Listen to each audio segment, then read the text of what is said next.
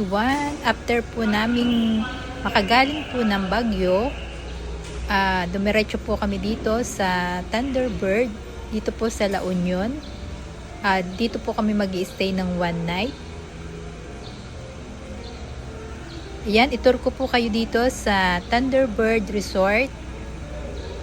At i-room tour ko rin po kayo mamaya. Yan, shoutout po sa aking po mga members, sa aking po mga kalalabs. Yan, ingat po tayo mga kalalabs sa araw-araw po nating pinupuntahan. Yan, shoutout po muli sa inyo. Yan, itur ko po kayo dito sa Thunderbird.